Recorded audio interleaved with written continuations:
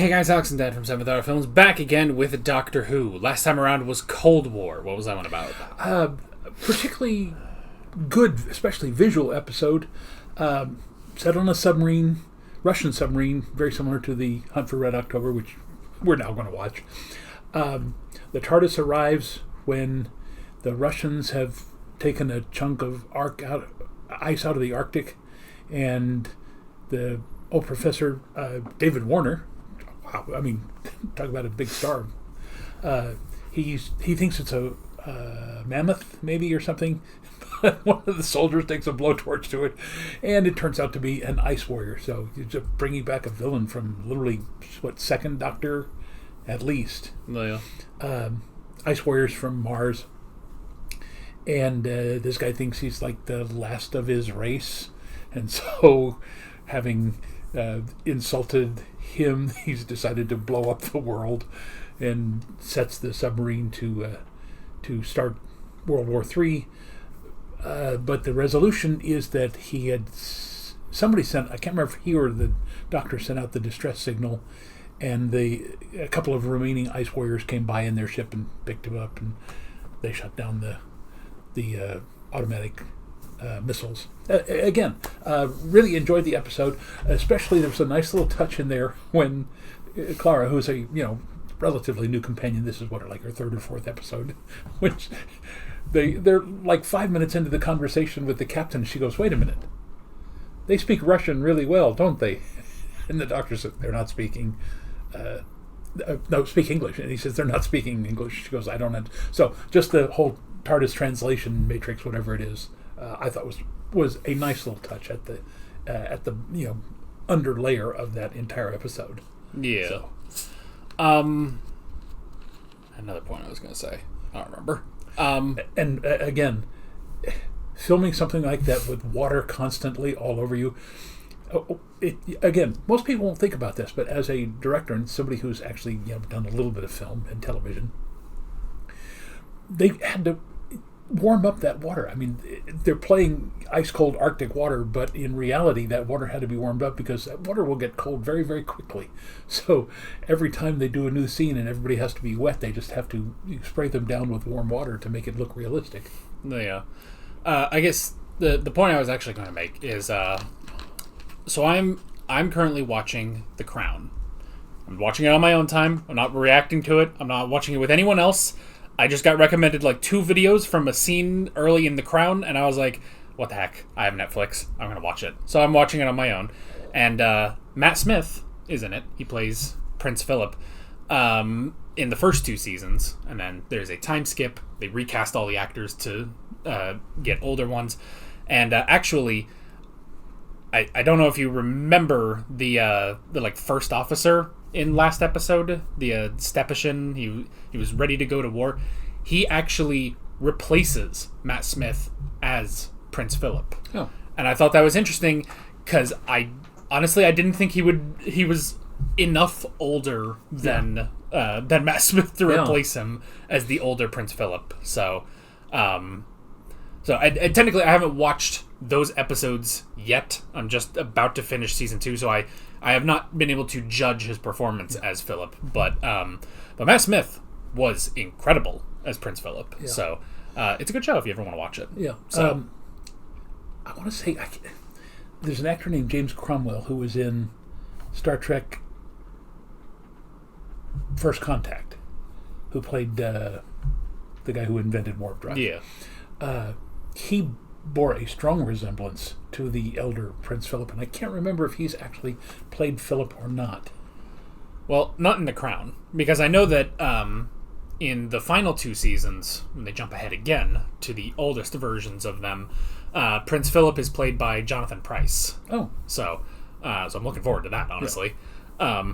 It is also one of those things, not to just talk about The Crown instead of Doctor Who, but it's one of those things where it's like, I really like the cast of the first 2 seasons, especially Matt Smith and Claire Foy, who plays Queen Elizabeth. I thought they were really, really good. So, going into season 3, and it's like, well, we're going to get rid of that whole cast, and it's like, oh, I like that cast. But in the 3rd and 4th seasons, Elizabeth is played by Olivia Colman, And that's kind of the thing that's going to keep me in, because I really like Olivia Colman. Yeah. So, they just put in enough good British actors that's going to keep me throughout the whole thing. So, well, and again, the Queen lived a long, long life. yeah. She was Queen for 60 some odd years, I think. And again, was in her 90s when she finally passed away. But Yeah. So you can't have Claire Foy playing all the way up to 90-something years old. If they kept all of those actors, they would have had to put so much into old age makeup that it just wouldn't have worked. So I understand recasting them. I do know because I think like a year, maybe 2 years ago, is when they finished The Crown, and I know that it finishes on the death of Queen Elizabeth, because everyone was kind of memeing the final episode because they have a moment where you see the oldest actor there, and then you have Olivia Colman and Claire Foy both come in behind her, and it's a nice moment of seeing all three of them, but everyone was making Doctor Who jokes. Like the 50th anniversary, where it's like, here's the 10th Doctor and the 11th Doctor and the War Doctor, and it's just like, yeah, it is a little funny out of context. So, but I've yet to get there. I'm still finishing up season 2. Okay. Also, for any huge fans of The Crown, I do really enjoy it. I must say, any episode though that centers around Princess Margaret is the most boring thing in the world. I do not care about Princess Margaret. So that's just a quick little thing. So now we can get back to Doctor Who. So, okay. You got anything else? No. Like I say, I'm. So far, all of these episodes that are listed here on the episode selection of the DVD, the Snowmen, again, reintroduction of Clara, the Bells of St. John, misleading title, but still a good episode. Another introduction to Clara. So, the Rings of Akhaten. Interesting story, weird monster, which we think they could have done better. And then Cold War, again, it was just non-stop action. And for a Doctor Who episode, that was really kind of unusual, because most of the time there's a lot of talking and running around and reverse the polarity. But that was just go to it. Yeah, it was very serious. Just from the beginning of, we're accidentally on a Russian submarine in the middle of the Cold War. And then there's an ice warrior, and then they have to figure out about all of that, and it's just like, it was a lot of just go in that episode. So, this one is interesting. I don't remember most of it, but I think it's interesting. And if I remember correctly, I believe this also has another interesting guest star. So, okay, we will have to figure that out. All right. So, let's just get into it. Excellent, then. Never mind. Excellent. He looks familiar. He does, but she was in the An Adventure in Space and Time. She played Verity Lambert in that. Oh, cool. We're coming back up on that again, aren't we? Technically, yes, if you want to rewatch it. Is this another Come to me. Speak to me. Let me show you the way home. I know, it's like Clue. Hello, I'm the Doctor. Boom! Hello, I'm looking for a ghost. And you are? Ghostbusters. Oh, please.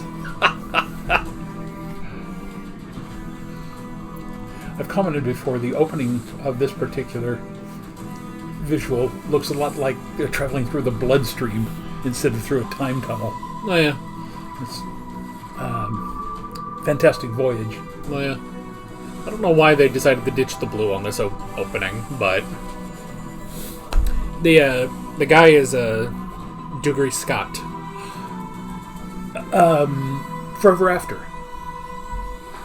He's also the villain in Mission Impossible 2. I'm the Doctor. Dr. What? If you like. And this is Clara. I don't know why for some reason I remembered him being Gerard Butler, but he's just not.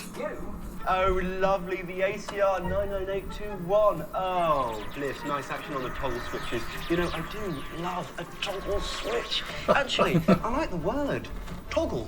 This is actually your house. It is. Sorry. You went to the bank and said, you know that gigantic old haunted house on the moors? The one that dosses are too scared to doss in, the one the birds are too scared to fly over. And then you said, I'd like to buy it, please, with my money. Yes, I did actually. It's probably cheap. He wrote that our presence was accompanied by a dreadful knocking, as if the devil himself demanded entry. During Neat. the war, American airmen stationed here left offerings of tin spam. The tins were found in 1965, bricked up in the servants' pantry, along with a number of handwritten notes, appeals to the gassed. For the love of God, stop screaming. A copy of the oldest plan that we could find. There is no well on the property. I mean, none that we could find anyway.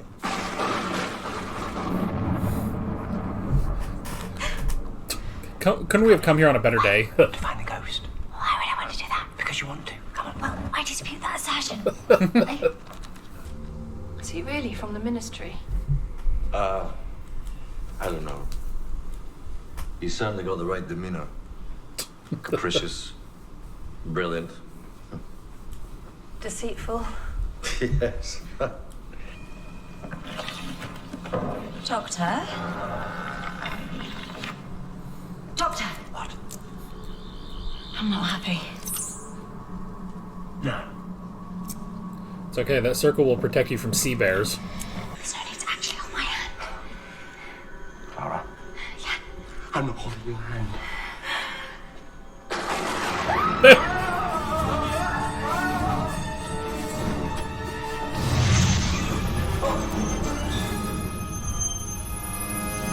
Has this happened before?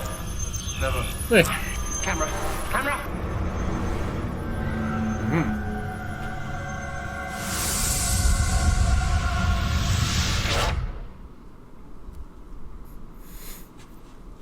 right, so a bunch of things. Very reminiscent of the film Poltergeist. Whiskey is the 11th most disgusting thing ever invented. What are the other 10? Am I going mad?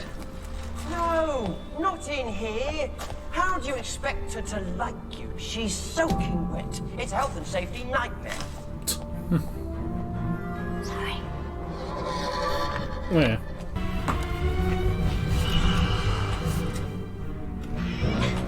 Back off! Hot suit! Hot, hot, hot! When are we? About 6 billion years ago. It's a Tuesday, I think. Before Tuesday was invented. To you, I haven't been born yet. And to you, I've been dead 100 billion years. Is my body out there somewhere? In the ground? Well, Yes, I suppose it is. kind But of. here we are, It would have decayed at some point. So I am a ghost. You are the only mystery worth solving. See, you're real. He's not. He can do all of this crap. But what's she running from? Well, that's the best bit. We don't know yet. Shall we see? Oh. Yeah, What is that? the Scorpion King. Komodo dragon. Yeah. We need some sturdy rope and a blue crystal from Metabolis 3, plus some kindling cake.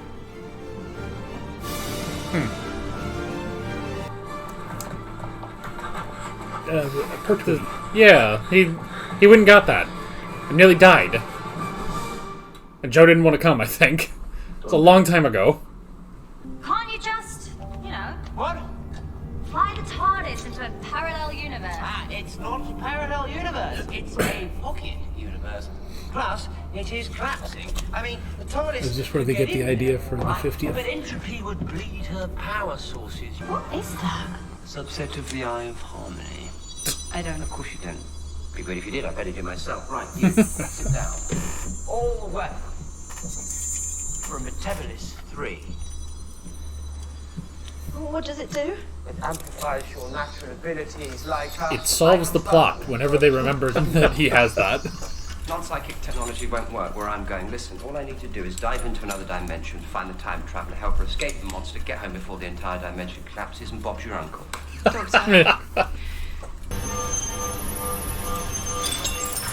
Jump, Doctor, jump.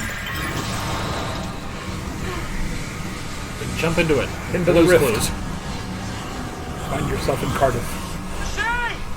The Witch of the Well! Oh, that's the well. Collapsing universe, you me dead. 2 minutes, no time, complete sentences, abandoned planet. Wait! There's something in the mist. Then run. Run! Don't just stand there. Run, you clever girl, run! And remember,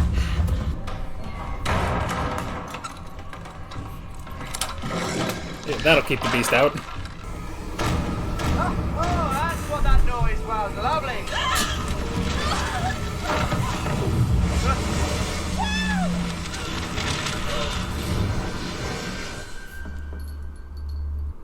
Oh, oops. Oh, that's a problem. Where are you? he needs a pointed stake. Eh.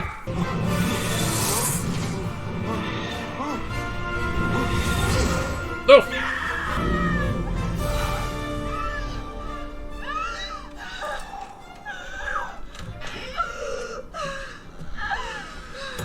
Good job. Okay. Take a breath, go get a Gatorade. What is she? She's a girl. Yes, but what kind of girl specifically? She's a perfectly ordinary girl. Very pretty, very clever. More scared than she lets on. And that's it, is it? Why? Is that not enough? It should be.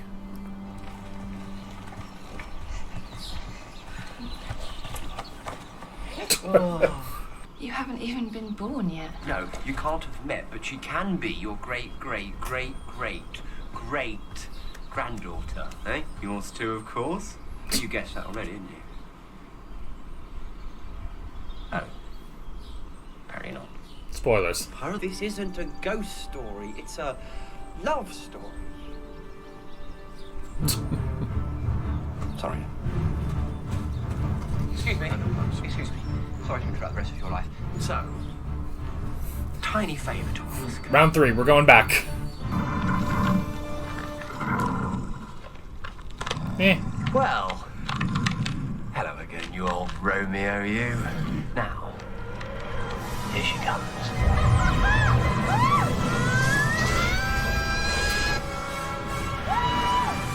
Get ready to jump. Alrighty. She's a lucky lady to have a guy like him.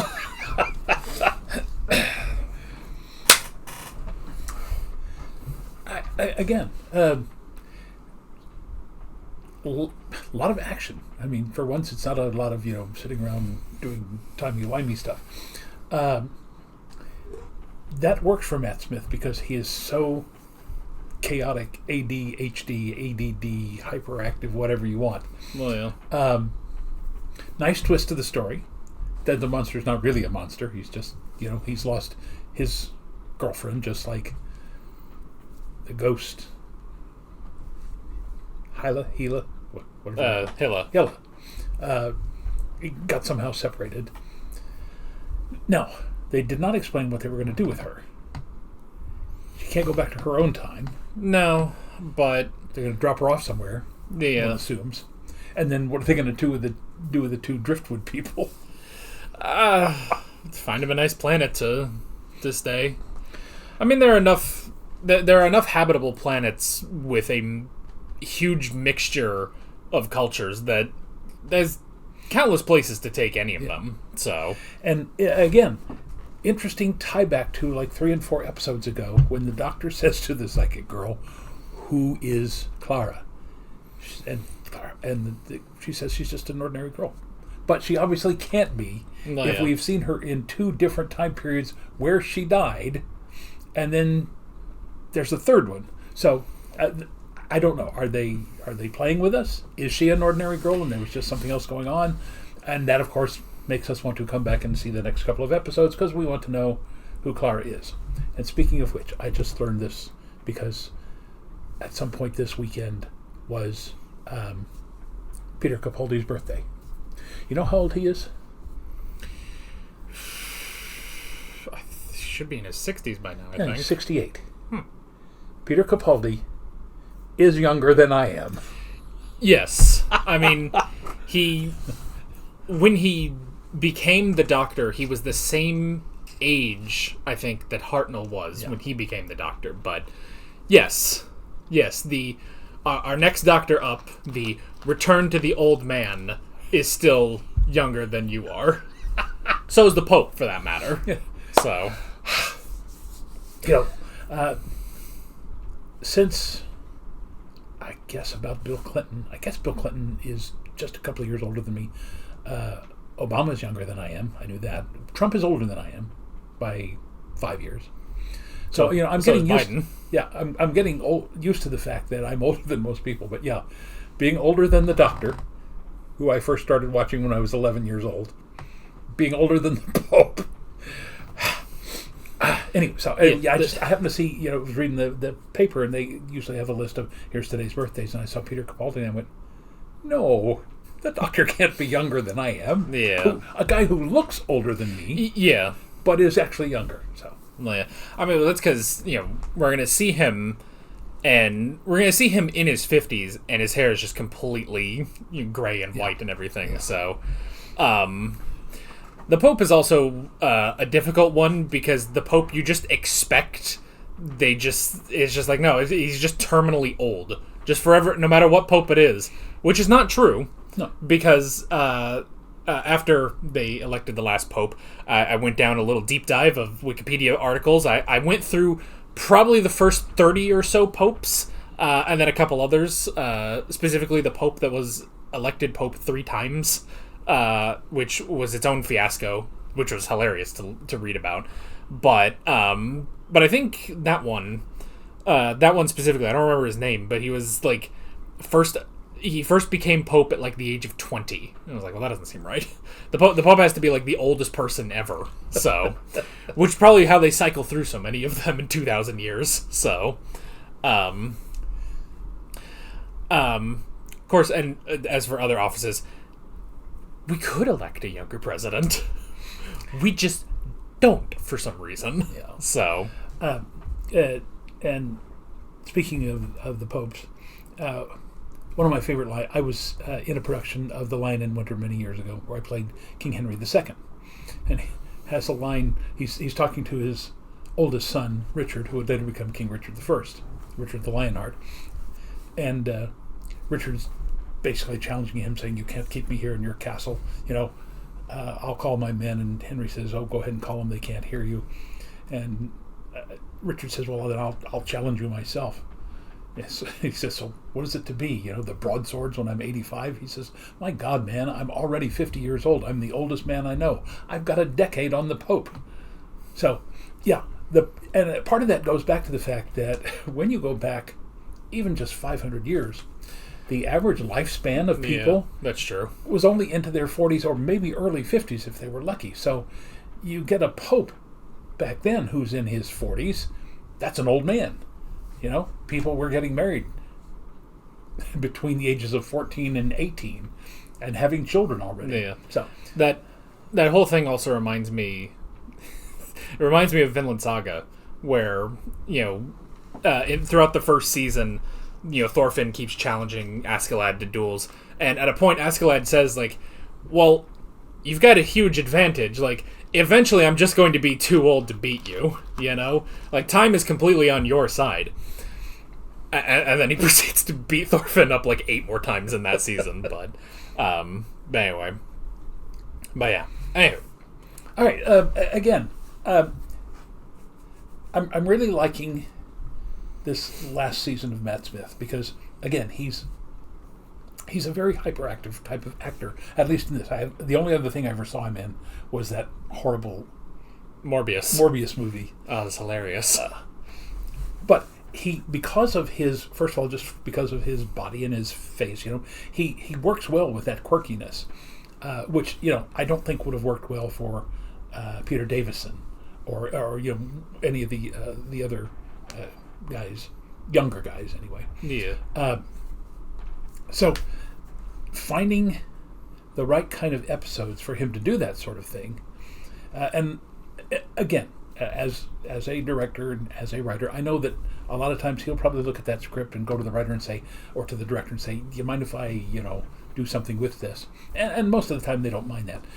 Unless it's a mystery where you literally have to stay focused on the exact words and the exact plotting to get to the end. Other than that, he comes off very likable. Whereas Tom Baker, when he did that, could be very annoying, very irritating. It kind of depended on the episode. I think with Tom Baker, that was honestly on the writing itself, because the way he would do it still worked. It just depended on what the material was he was given. Yeah. So a lot of times it worked. Yeah. A lot of times, sometimes it was just like, okay, you're trying a little hard. And of course, that was always the thing with Colin Baker, is that he just came off as too annoying. Yeah, well, with Colin Baker, it's just that none of them really knew what they wanted to get out of this. So the writers had one idea. Colin Baker took that and he was like, okay, I'll try. Like, it seemed like he wasn't comfortable enough to take it in its own direction. Yeah. So yeah, it's all pretty tricky. But with Matt Smith, yeah, it's like this definitely the kid in the candy store every episode basically. Even though it's the really old man as the kid in the candy store specifically. So, but yeah, honestly, and I like the twist of what the ghost actually is. That is just because, they do this all the time. And, we have the most specific example with the Ninth Doctor where it's like, well, they're not ghosts. They're just aliens. They're gas entities that are possessing these bodies and stuff like that. Whereas here, it's like, well, it's not even just a ghost. It's because, when you do all these ghost hunts, you capture these images, you just see these little bits. And sure enough, it's just those little bits you're seeing of this woman who's only been in this place for 3 minutes, To her, she crash landed, was running around for 3 minutes, and then the doctor showed up, But for everyone else, that was there. I do like the little bit of the Americans that were stationed there during World War II, leaving her tins of Spam in the hope that she will stop. Like, that's the best thing that the Americans could think of. And here's the deal. 30 years later, that Spam still would have been edible. Well, yeah. Spam. I love Spam, by the way. Having been in an Air Force family and living overseas, living in Europe for 6 years, 3 years in the 50s and 3 years in the 60s, I grew up eating a lot of Spam. Well, yeah. And I still enjoy it. So that's already an interesting twist. I also do just like the Dr. Palmer and Emma, mainly because it's nice to see they're like competent and like good at this, because my immediate thought when you go to ghost hunting is ghost hunting TV shows that are just crap. Yeah. They just suck. Most of the time they're so embarrassing and stupid, and they're also hilarious to watch. If you ever find time, if you're ever flipping through channels, nobody flips through channels anymore because nobody has cable anymore, but still, if you ever find yourself, there's probably clips on YouTube, you can find stuff. It's the funniest, dumbest thing you've ever seen in your life. I remember, I guess it was Ghost Adventures. I think that's like the main one. They did a live show once, and the problem is these shows work because of editing, because you can go in and editors can clean it up and make it look really interesting for television. But when you do it live, it's so boring, and there's just nothing there. And they had this one thing, this box that was some like Jewish demon folklore box or something, and they brought in a rabbi. And they were like, so in your religion, do you believe in this kind of stuff and demons and stuff? And he was like, no, not really. And it's like, and he said something like, I don't know if that works for your script, what you want me to do or anything, but just live on television. And then they moved on to a different scene, and you never saw that rabbi again. So it's so funny. It's so funny. I have an old video on the channel actually where I went over an episode of Ghost Adventures where they were like finding the ghost of George Washington in his house, even though he didn't die in his house. It was so stupid, but I loved it. So we've been there. we've been to Mount Vernon. That was pretty cool. Yeah, no ghosts. I can confirm. And again, one other minor thing. The guy, Dr. Palmer. Dr. Palmer. Did he say he fought in World War II? Yes. All right. He fought in World War II, and they said Emma said that he was a POW for a long time, but that was a lie because he was doing a lot of secret stuff. All right. So this is 1974. Yes. He would have had to have been born in the 1920s to have fought in World War II, which means he's in his 50s. Yes. She looked like she was 25, maybe. Now, I'm sure that she was probably in her 30s, but even in her 30s, she's still 20 years younger than him. Now, that didn't bother me because, she was a very mature young woman, and he was, he was not an old man, but that age gap between them just seemed a little odd. Well, yeah. Yeah, I mean, you could probably say she was probably in her 30s. I know there's a meme going around where people talk about James Gandolfini, who played Tony Soprano in The Sopranos, and when he took the role initially, he was about 36, and a lot of people are joking around. It's like, I know people in their 30s that look like they're still teenagers. How did this man look like that in his 30s? Like, did they put lead in the milk? What was going on? What was going on with everyone back in the day? So yeah, I mean, it maybe she's a bit older, but yeah, it's there's also in The Dark Knight Rises when you have Batman and Catwoman, and it's Christian Bale and Anne Hathaway, and Christian Bale is like 19 years older than her, and a lot of people are like, it's a little weird. It's a little weird. Also, Anne Hathaway looks exactly the same as she has since like The Princess Diaries back in the day, so it's like, eh. Yeah, she doesn't age. Yeah. But here it's just like, yeah. No, it didn't bother me because the storyline was, here are these two people who are very shy and very reclusive. So their personalities, that was a perfect fit for them. And yes, I can see how that story played out. And again, it was very touching. It's just, but when you stop and think about it, go, wow, he's got to be a lot older than her. Yeah, so. Yeah. Anyway, professor and grad student. So. See, now I just have every reference today, apparently. It reminds me of an episode of Friends where like Ross dated one of his students for a while, and I think like the punchline of that, because that was like multiple episodes too, and the punchline of that was, he finally got the courage to talk about that to his colleagues, and they were like, "Oh, you're totally fired." He's like, "What?" He's like, "Yeah, you can't date a student." And then it just like cuts back to his apartment. He's just looking. He's like, "Oh yeah, it turns out it is a rule. It's not just frowned upon."